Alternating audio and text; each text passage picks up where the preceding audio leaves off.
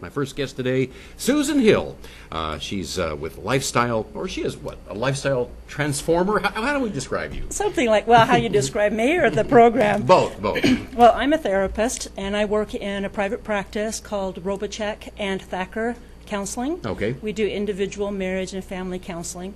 And we also have 2 addiction recovery programs. One is for pornography addiction, but the one that I'm going to talk about today is for food addiction. Okay. And so sometimes we look at weight loss issue from a numbers. How many pounds? How much do I weigh? Can I lose? Yeah. You know. But the truth is that when we go through types of diet programs, research is showing that 95% of those programs fail. And the reason is because the people gain the weight back. So then the question is, why are they gaining the weight back? And our theory with this program, it's called Lifestyle Transformation. We have to look into the underlying issues of why are we using food for comfort, for entertainment, for happiness, for when bad things happen, or to calm our stress. We're using food for that instead of using food for fuel. Diets never address that issue, right? Exactly. Yeah. So you do. We do. And so we look at those underlying issues, and the way that society is right now is kind of playing a role in the obesity epidemic. Now, I call it an epidemic because it's very much a physical condition that can turn into an illness, and the percentages are increasing. And so if we take a look at the slide here, for example, on soda, if I give you a little history about that, see 20 plus years ago, do you see the size of the soda that we had back then? That was 6.5 ounces, and it only had 85 calories to that. Versus today, where if we get less than a 32 ounce, we feel like we're being cheated. This is a 20 ounce, and it's 250 calories. So how many of those are we drinking a day or a week? You know, so the portion sizes have changed. Now let's take a look at, a breakfast muffin, for example. All right. Breakfast muffins used to be about the size of a cupcake. Really? Okay. Tiny little things. Yeah, so you're looking at about 210 calories there.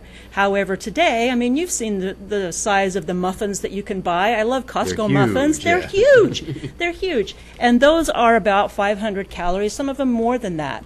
And so we're looking at a difference of about 310 calories in what we used to eat versus what we're eating now in those portion sizes, and that's basically an entire meal that we're adding to our calorie intake. Okay. And popcorn when you go to the movies. Now popcorn, you go to the movies, you can't watch a movie without popcorn, right?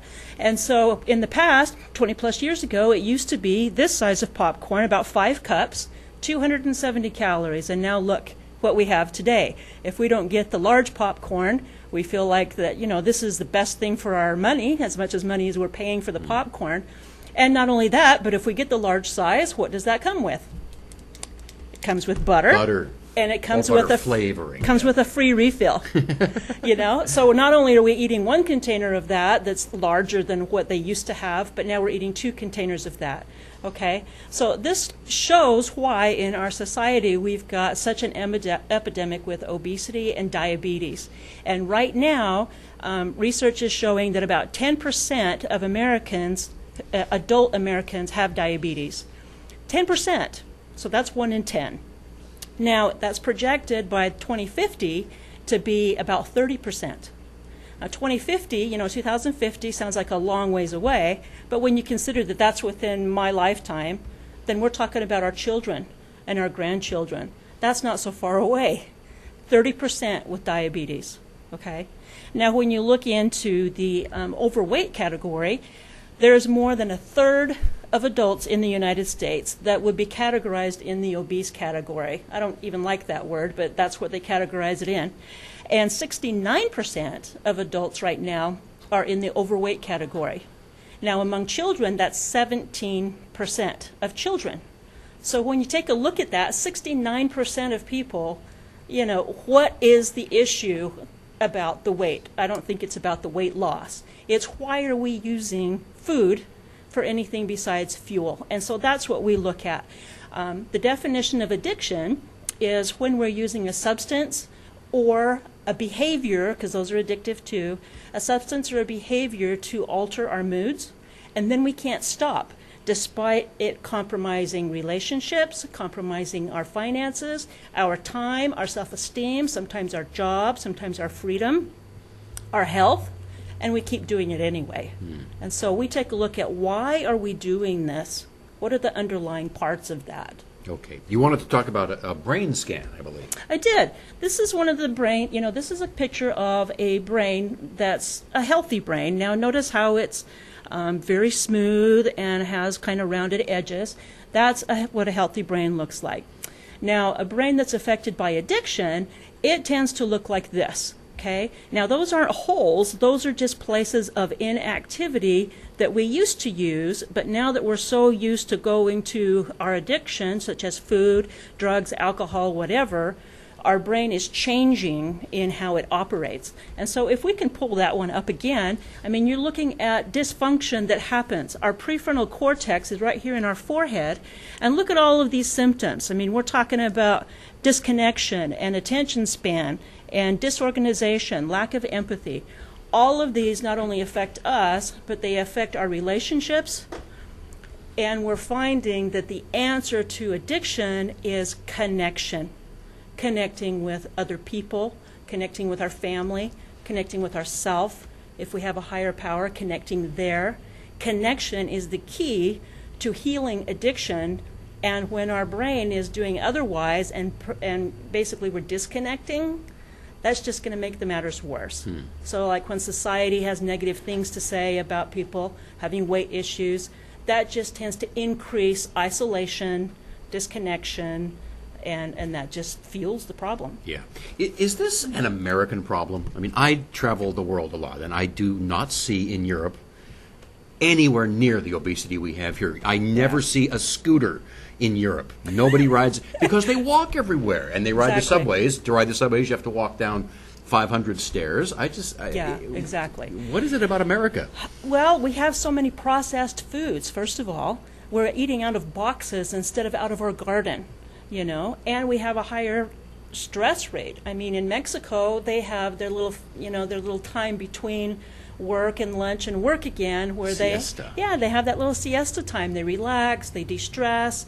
We don't have that. We're just constantly go, go, go, go, go. And so then with that, we have stress, we have some pain, maybe disappointment, breakups in relationships, whatever pain we have, and we are basically numbing that with food or drugs or alcohol. And so our view is that addiction is not, addiction to food is not about weight management, it's about pain management. And that's why we dive into that. It's kind of the missing link to weight loss. People aren't taking a look at that, and it's essential.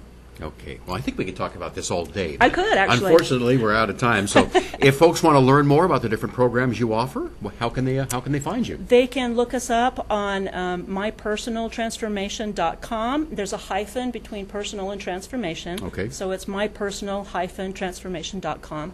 Or they can call our office, 559-323-8484.